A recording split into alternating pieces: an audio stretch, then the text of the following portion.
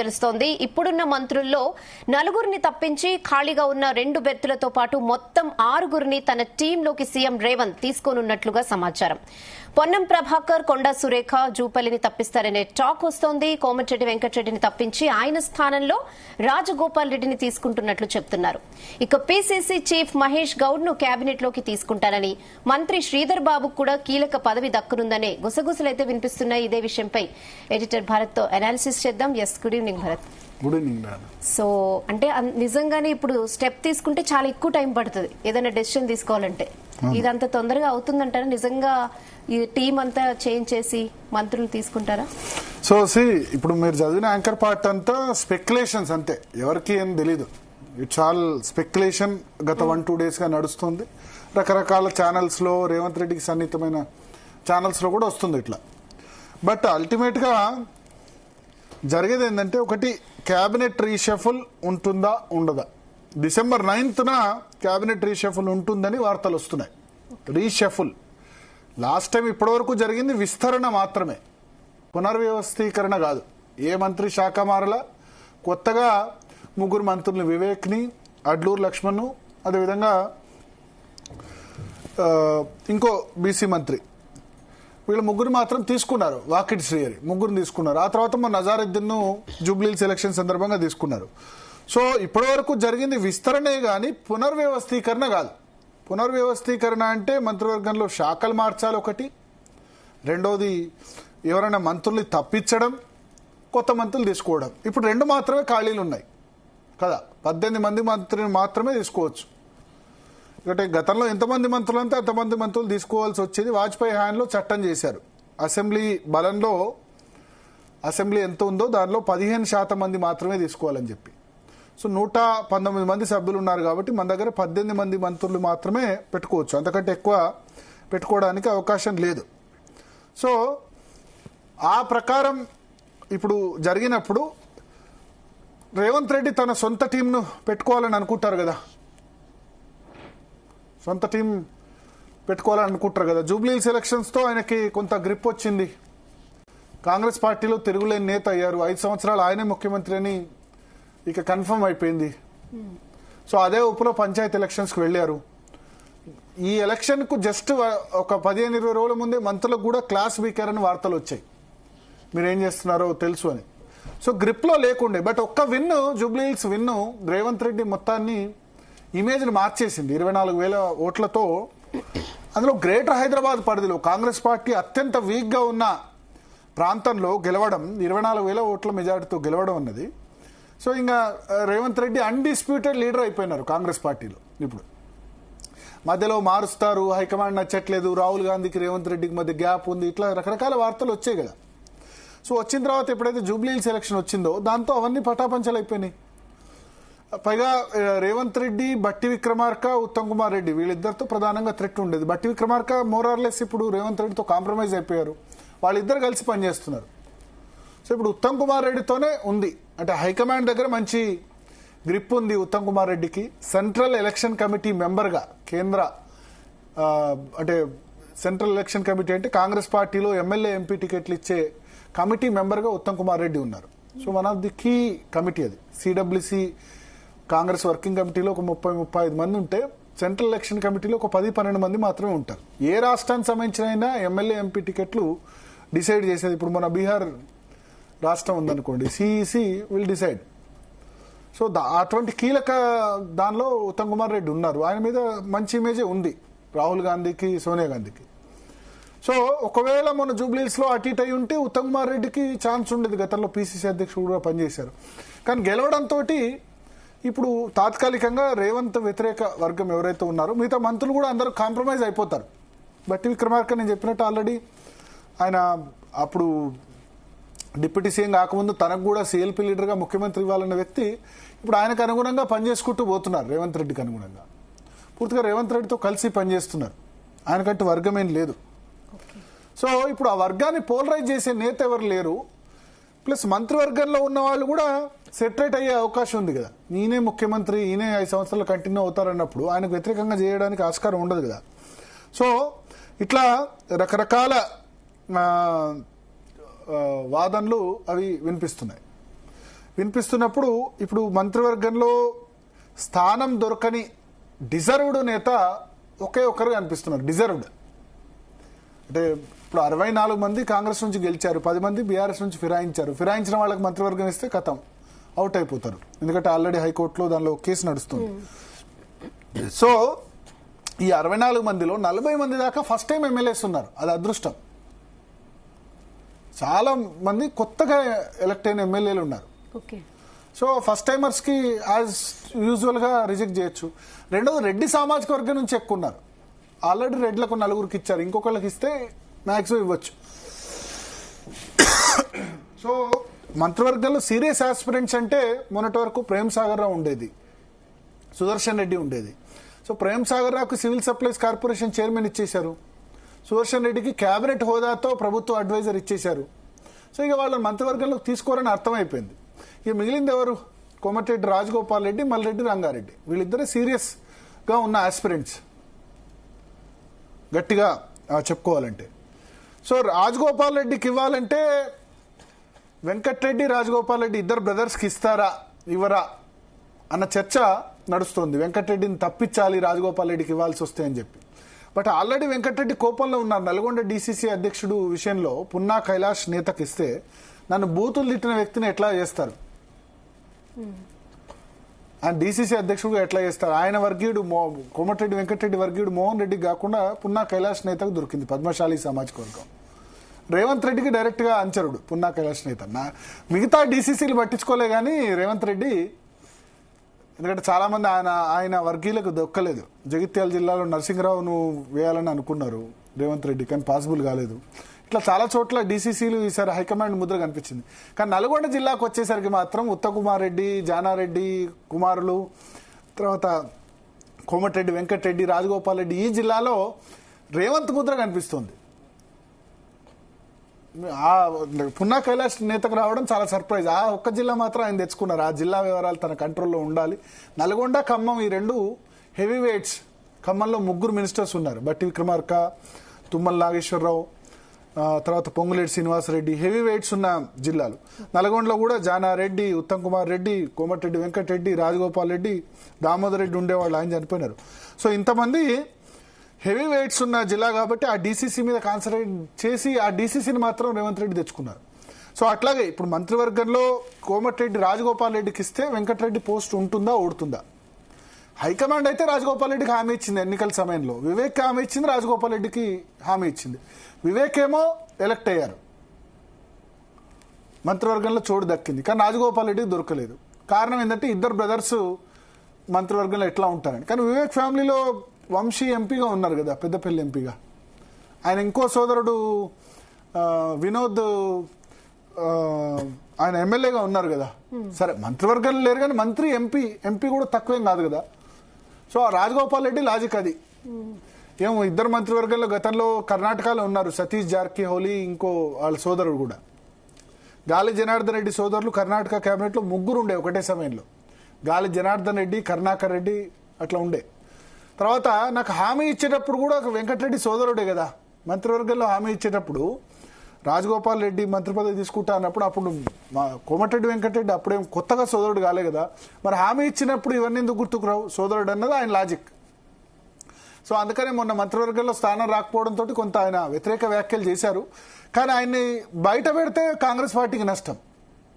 బయట పెడితే ఆయన మంత్రి పదవి కాదు, ఇక సీఎం సీటుకే ఎసరు పెట్టే విధంగా ఏదో చేస్తారు, ఏదో యాక్టివిటీ చేస్తారు, వ్యతిరేక యాక్టివిటీ, పబ్లిక్ ఇష్యూస్ రేజ్ చేస్తారు. సోషల్ మీడియా యూట్యూబ్ వాళ్ళను అంటే గనక దాన్ని వ్యతిరేకించారు. తర్వాత లిక్కర్ సంబంధించి లిక్కర్ దాన్ని కాంగ్రెస్ మేనిఫెస్టోను చూపించి ఆయన చెప్పారు ఏంటంటే మునుగోడులో నేను బెల్ట్ షాపులు పెట్టనివ్వను, కాంగ్రెస్ మేనిఫెస్టోలో ఉంది. ఇగో మేనిఫెస్టోలో 1,90,000 హామీలు ఇట్లా చెప్తారు, కానీ ఇంప్లిమెంటేషన్కి వచ్చి ప్రాబ్లం కదా. నేను మునుగోడులో లిక్కర్ షాపులు రాత్రి 9 గంటలు దాటనివ్వను ఇట్లా చెప్పారు. ఏంటంటే నేను కాంగ్రెస్ మేనిఫెస్టోలో ఉన్నది చెప్తున్నా, లిక్కర్ని కంట్రోల్ చేస్తామని చెప్పాం, అదే నేను చెప్తున్నా అని చెప్పారు. సో రాజగోపాల్ రెడ్డి బయట ఉంటే లాభమా, లోపల ఉంటే లాభమా?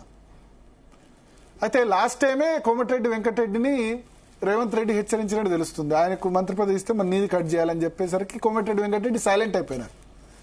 ఎవరైనా సరే తన మంత్రి పదవి త్యాగం చేసి తమ్ముడికి ఇవ్వాలని ఎందుకు అనుకుంటారు? ఎందుకంటే ఆల్రెడీ తెలంగాణ ఉద్యమ సమయంలో వెంకటరెడ్డి రాజీనామా చేశారు 2011లో. 3 సంవత్సరాల ముందే మంత్రి పదవి పోగొట్టుకున్నారు. అప్పుడు ఉత్తమ్ కుమార్ రెడ్డికి వచ్చింది మంత్రి పదవి.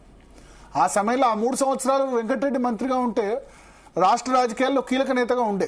రాజీనామా చేశారు, తెలంగాణ కోసం రాజీనామా చేసి నష్టపోయారు వెంకటరెడ్డి. ఇద్దరు బ్రదర్స్ నష్టపోయారు. రాజగోపాల్ రెడ్డి కూడా చాలా మందికి ఫండింగ్ చేశారు తెలంగాణ ఉద్యమ సమయంలో, ఎంపీలకు ఫండింగ్ చేశారు. కేసీఆర్ కూడా నమస్తే తెలంగాణ పెట్టింది 3 కోట్ల రూపాయలు ఇచ్చారు, పేపర్ పెట్టింది 2010లో. కాంగ్రెస్లో ఉండి కేసీఆర్ ఫండింగ్ చేశారు అంటే తెలంగాణ కాజ్ కోసం. 2014 ఎలక్షన్లో కూడా వీళ్ళిద్దరు బ్రదర్స్ చాలా మంది ఖర్చు పెట్టారు. అన్ఫార్చునేట్లీ వాళ్ళిద్దరు ఓడిపోయినారు. అంటే వెంకటరెడ్డి గెలిచాడు నల్గొండ ఎమ్మెల్యే, బట్ రాజగోపాల్ రెడ్డి ఎంపీగా ఓడిపోయినాడు.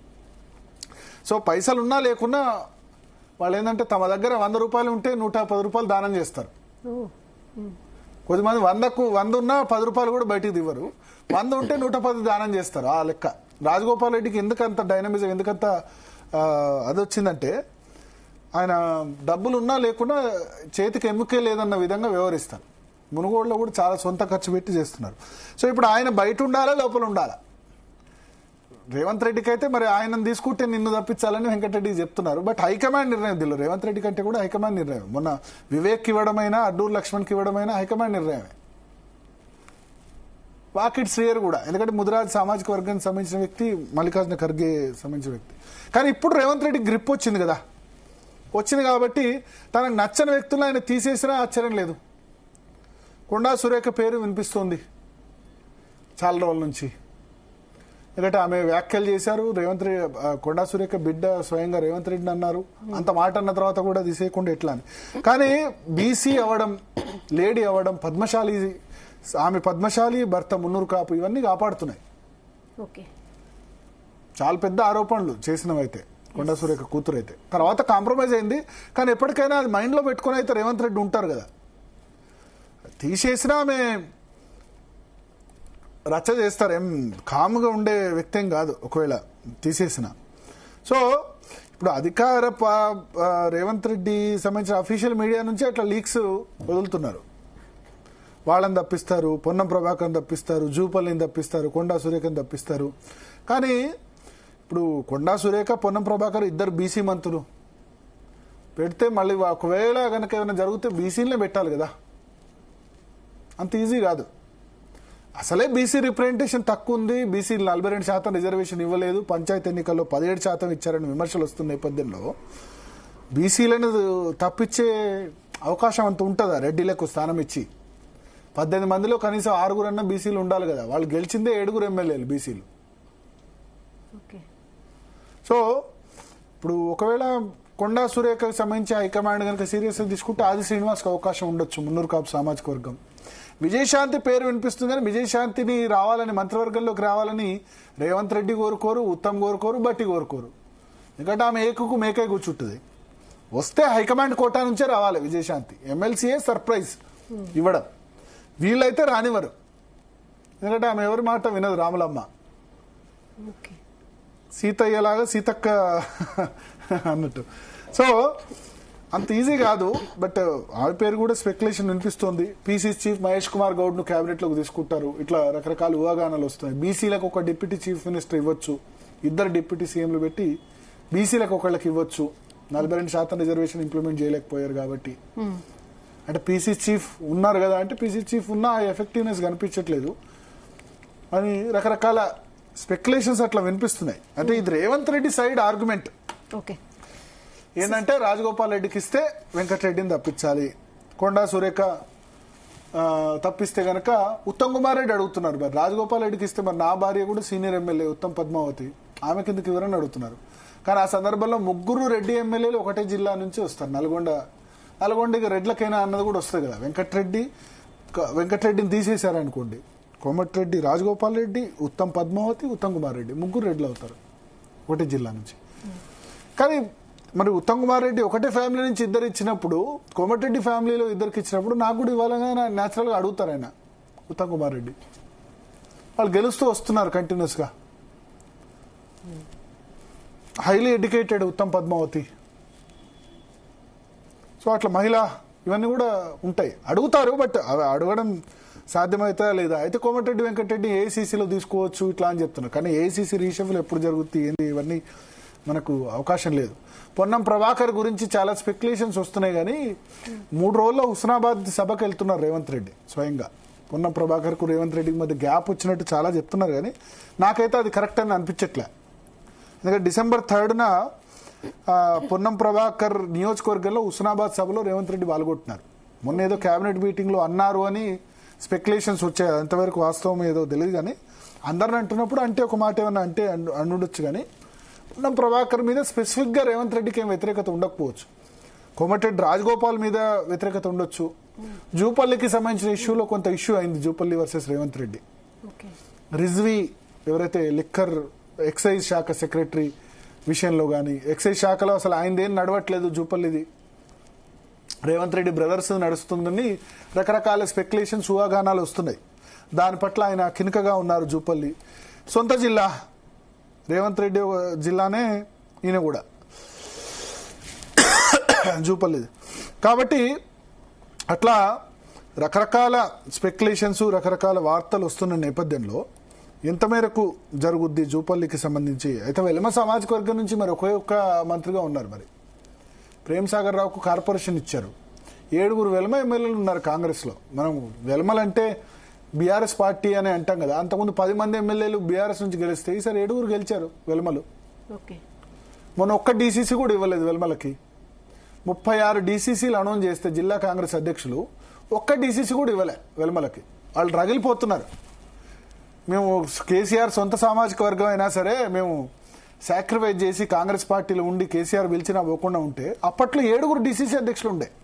ప్రేమ్ సాగర్ రావు భార్య డీసీసీ అధ్యక్షురాలు ఉండే. ఇట్లా చాలామంది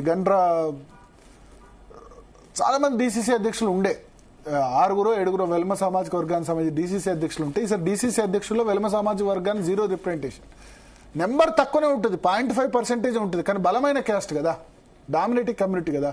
ఎమ్మెల్యేలు కూడా 7 ఉన్నారు. ప్రేమ్ సాగర్ రావు, నిజామాబాద్లో మదన్ మోహన్ రావు, తర్వాత పెద్దపల్లిలో విజయరమణారావు, ఆ తర్వాత జూపల్లి కృష్ణారావు 4, ఆ తర్వాత ఇంకో 2-3 ఎమ్మెల్యేలు ఉన్నారు వెల్మ సామాజిక వర్గానికి సంబంధించి. గండ్రా భూపాలపల్లిలో గండ్రా ఉన్నారు, ఆయన వెల్మనే.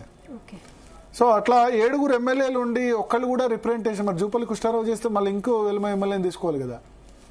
ప్రేమ్ సాగర్ రావుకు ఆల్రెడీ కార్పొరేషన్ చైర్మన్ ఇచ్చారు కదా. సో ఇవన్నీ ఊహాగానాలు. December 7th to 9th global rising summit ఉంది. కానీ రేవంత్ రెడ్డికి అయితే ఇప్పుడు కాకపోయినా ఇంకా 2-3 నెలల్లో అయినా సొంత టీం పెట్టుకోవాలని అయితే ఉంటుంది. అందుకు హైకమాండ్ పర్మిషన్ ఇస్తుందా లేదా అన్నది ఇంపార్టెంట్. అంటే కర్ణాటక దాంతో ఆల్రెడీ సఫర్ అవుతున్నారు. డీకే శివకుమార్ వర్సెస్ సిద్ధరామయ్య రోజు పంచాయతీ నడుస్తున్న నేపథ్యంలో ఎంత మేరకు దాని విషయంలో ముందుకు వెళ్తారు, హైకమాండ్ గ్రీన్ సిగ్నల్ ఇస్తుంది. కర్ణాటకలో అక్కడ ముఖ్యమంత్రి నేను మారా అని సిద్ధరామయ్య మారా అని చేస్తున్నాడు. 2.5 సంవత్సరాల అగ్రిమెంట్, 2.5 సంవత్సరాలు సిద్ధరామయ్య, 2.5 సంవత్సరాలు డీకే శివకుమార్. 2.5 సంవత్సరాలు అయిన తర్వాత నేను మారా 5 సంవత్సరాలు ఉంటా అంటున్నాడు సిద్ధరామయ్య. ఆయన వీకేద్దామంటే ఎమ్మెల్యేలంతా ఆయన చోట్ల ఉన్నారు. ప్రజల్లో పాపులర్ సిద్ధరామయ్య, పార్టీకి loyalist DK Shivakumar, హైకమాండ్కి loyalist DK Shivakumar. అక్కడ ఏం చేయాలో అర్థం కావట్లే. ఇందులో ఖర్గే తన కుమారుడిని ఎంకరేజ్ చేయాలి అని ఆయన ప్రయత్నం చేస్తున్నారు.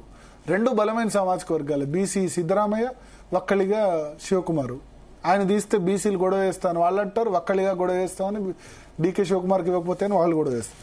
సో ఇవన్నీ తలకాయ నొప్పుల నేపథ్యంలో పర్మిషన్ ఇస్తుందా లేదా అన్నది కూడా ఇంపార్టెంటే. కానీ ఇవాళ కాకపోయినా రేపైనా ఎప్పటికైనా జరగక తప్పదు కదా.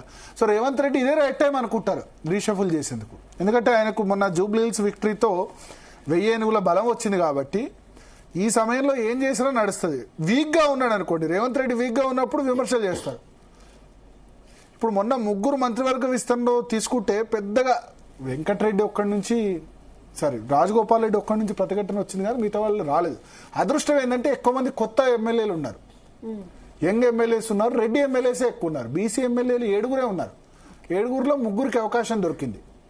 ఇంకా 4 ఉన్నారు అవకాశం దొరకని వాళ్ళు. ఆది శ్రీనివాస్, తర్వాత షాద్నగర్లో ఈళ్ళ శంకరయ్య, మహబూబ్నగర్లో ఆల్రెడీ 3 మంత్రులు అయిపోయినారు, మఖాన్ సింగ్ రాజ్ ఠాకూర్, తర్వాత నారాయణ ఖేడ్ ఎమ్మెల్యే కూడా సంజీవ్ రెడ్డి కూడా బీసీ, ఇట్లా ఒక నలుగురు మాత్రం అవకాశం దొరకలేదు. ఆ నలుగురులో ఎవరో ఒకళ్ళకి ఇవ్వాలి. విజయశాంతి పేరు కూడా స్పెక్యులేషన్ వినిపిస్తుంది, ఆమె బీసీఏ. సో ఇప్పుడు బయట ఉన్న వాళ్ళు చాలా గట్టిగా అంటే మల్రెడ్డి రంగారెడ్డి, కోమటిరెడ్డి, రాజగోపాల్ రెడ్డి, వీళ్ళిద్దరిట్లో కూడా ఎవరో ఒకళ్ళకే వస్తుంది. ఇద్దరికైతే రాదు. ఎందుకంటే రెడ్లు 6 అవుతారు. అంటే 6కి ఇవ్వకూడదా అంటే గతంలో కేసీఆర్ క్యాబినెట్ లో ఉండే 18 మందిలో 6 రెడ్లు ఉండే. కానీ బీసీ మూవ్మెంట్ ఇంత ఉన్న నేపథ్యంలో రెడ్ల కారిచ్చి బీసీలకు 3 ఇస్తే మళ్ళీ పంచాయతీ అవుద్ది కదా. ఆల్రెడీ 42% ఇంప్లిమెంటేషన్ కూడా చేయలేకపోయినారు. దాని బదులు ఒక బీసీకి డిప్యూటీ సీఎం ఇచ్చినా ఇవ్వచ్చు పొన్నం ప్రభాకర్కి, లేదా ఎమ్మెల్సీ ఉన్న మహేష్ కుమార్ గౌడ్ను కూడా మంత్రివర్గంలోకి తీసుకోవచ్చు. పీసీసీ ప్రెసిడెంట్ వేరే వాళ్ళకి ఇవ్వచ్చు. శ్రీధర్ బాబు పేరు వినిపిస్తుంది పీసీసీ ప్రెసిడెంట్గా. సో ఇట్లా రకరకాల కాంబినేషన్స్ వస్తున్నాయి. అయితే December 7th నుంచి 9th వరకు రైజింగ్ సమ్మిట్ ఉంది. కాబట్టి ఆ రైజింగ్ సమ్మిట్ తర్వాత ఉండొచ్చు, ముందు అంతకంటే ముందు ఉండకపోవచ్చు అని నేను అంచనా వేస్తున్నాను. ఓకే, సో ఇప్పటివరకు కొంచెం టర్మ్ లో అయితే వీళ్ళు ఉన్నారు కదా, పొన్నం ప్రభాకర్ గాని, కొండ సురేఖ, జూపల్లి, వీళ్ళు ఎందుకు వీళ్ళు ఇష్యూ చేయకుండా ఉండరంటారా? డెఫినెట్ గా మంత్రివర్గం నుంచి ఎవరన్నా తీసేస్తే వాళ్ళు ఇష్యూ చేయకుండా ఎందుకుంటారు? చేస్తారు ఇష్యూ, కానీ ప్రిపేర్ కావాలి కదా. చేస్తారు, ఖాళీగా ఏమి ఉండరు. కాంగ్రెస్ లో మంత్రివర్గం నుంచి తీసేస్తే వాళ్ళు డెఫినెట్ గా ఇష్యూ క్రియేట్ చేస్తారు. కానీ బలం ఉంది కదా, 64 మంది వీళ్ళు ఉన్నారు, 9 మంది బీఆర్ఎస్ నుంచి వచ్చిన వాళ్ళు ఉన్నారు, 10 మంది, 74 మంది ఉన్నారు. కాబట్టి సర్వైవ్ అవుతారు. వాళ్ళు కూడా ఇంకా 3 సంవత్సరాలు గవర్నమెంట్ కదా, ఏదైనా వేరే పనులు చేసుకుందామని కూడా అనుకోవచ్చు కదా. అట్లా ఇప్పుడే మనం ఎందుకు గొడవ వేస్తామని కూడా అనుకోవచ్చు. అండ్ ఆల్టర్నేటివ్ కూడా లేదు. ఇప్పుడు కొండా సురేఖకి ఆల్టర్నేటివ్ కూడా లేదు. ఆమె ఆల్రెడీ బీఆర్ఎస్ లో కేసీఆర్ తో గొడవబడి వచ్చింది కదా. కేసీఆర్ బండబూతులు ముందు తిట్టింది మహబూబాద్ సమయంలో, పార్టీలో జాయిన్ అయిన తర్వాత నుంచి మళ్ళీ ఒకసారి పార్టీలో జాయిన్ అయి బయటకు వచ్చిన తర్వాత కూడా తిట్టింది. సో ఆల్టర్నేట్ లేనప్పుడు ఏం చేస్తారు? కాంప్రమైజ్ కావడం తప్ప. జూపల్లి కృష్ణారావు కూడా అంతే కదా, బీఆర్ఎస్ నుంచి వచ్చిన వ్యక్తే కదా. వాళ్ళను కంపల్సరీ తీసేస్తాము, అది చేస్తారని అనగానే కొంత డిఫరెన్సెస్ అయితే కనిపిస్తున్నాయి రేవంత్ రెడ్డితో. కానీ హైకమాండ్ ఫ్రీడమ్ ఇస్తుందా? ఎందుకంటే వీళ్ళిద్దరిని తీసుకుంది సరే.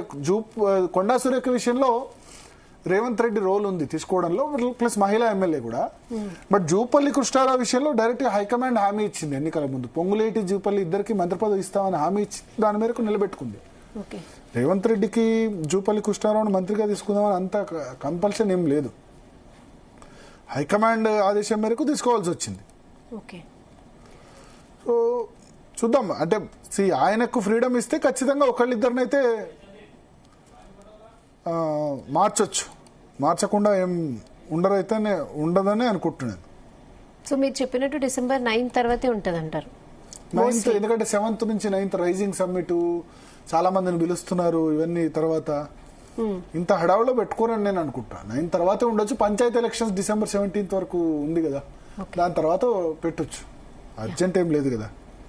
కానీ సాధ్యమైన త్వరగా చేయాలని చూస్తారు. ఎందుకంటే తను స్ట్రాంగ్ ఉన్నాడు. ఇప్పుడు రేవంత్ రెడ్డికి జూబ్లీ హిల్స్ గెలుపు అన్నది 1000 ఏనుగుల బలం. సో వీక్ గా ఉన్నప్పుడు చేస్తే ఏమైతుందంటే విమర్శలు వస్తాయి. వైఎస్ రాజశేఖర రెడ్డి 2009లో చాలా స్ట్రాంగ్ గా ఉండి రెండోసారి అధికారంలోకి వచ్చిన వెంటనే జానారెడ్డికి మంత్రి పదవి ఇవ్వలేదు, జేసీ దివాకర్ రెడ్డికి ఇవ్వలేదు. హెవీ వెయిట్స్ ఏమన్నారు? వాళ్ళు మూసుకొని కూర్చున్నారు, అంతే కదా, ఏం మాట్లాడలేకపోయారు. జానారెడ్డి, జేసీ దివాకర్ రెడ్డి ఇద్దరిని మంత్రివర్గంలో తప్పించాట రాజశేఖర రెడ్డి. ఏం అనలే, ఒక మాట కూడా అనలేకపోయారు. ఎందుకంటే బలం. రాజశేఖర రెడ్డి ఏదంటే జరుగుతుంది. సెకండ్ టైం 33 రాజశేఖర రెడ్డి వల్ల 33 ఎంపీ సీట్ల వల్ల అక్కడ యూపీఏ గవర్నమెంట్ మళ్ళా వచ్చింది. సోనియా గాంధీ కూడా ఎవరు ఏం కాదని పరిస్థితి కదా. సో ఇప్పుడు రేవంత్ రెడ్డి కూడా బలం కొంచెం జూబ్లీహిల్స్ తో వచ్చింది. కాబట్టి అది మళ్ళీ పంచాయతీ ఎలక్షన్ లో ఎంపీటీసీ, జెడ్పీటీసీ ఎలక్షన్ జరిగితే ఎట్లుంటుందో ఏందో రిజల్ట్, అది అయ్యే లోపే చేసుకుందామని చూస్తారు ఎవరైనా. మళ్ళీ నెక్స్ట్ ఎట్లా ఉంటుందో సిచ్యువేషన్ తెలియదు. ఇప్పుడైతే మంచి మెజార్టీ. తెల్లార వెళ్ళి రాహుల్ గాంధీని కలిశారు, నవీన్ యాదవ్ వెళ్ళి రాహుల్ గాంధీని. ఇక్కడ బీహార్లో చాలా డిసప్పాయింటింగ్ రిజల్ట్. 60 పోటీ చేస్తే 6 వచ్చాయి. నవీన్ యాదవ్ని తీసుకెళ్లి రాహుల్ గాంధీకి పరిచయం చేశారు. మీరు బీహార్లో ఓడిపోయారు, నేను గెలిచాను చూడు 24,000 మెజార్టీతో, 12% ఓట్లు. జిహెచ్ఎంసీలో మనకు 2 కార్పొరేటర్లు కూడా లేరు, అటువంటి వీక్ పొజిషన్లో గెలిచామని చెప్పి. మనతో పాటు గెస్ట్స్ కూడా జాయిన్ అయ్యారు ఆల్రెడీ. అంటే చిన్న బ్రేక్ తీసుకుందాం. బ్రేక్ తర్వాత దీక్షా దివస్ ఇవాళ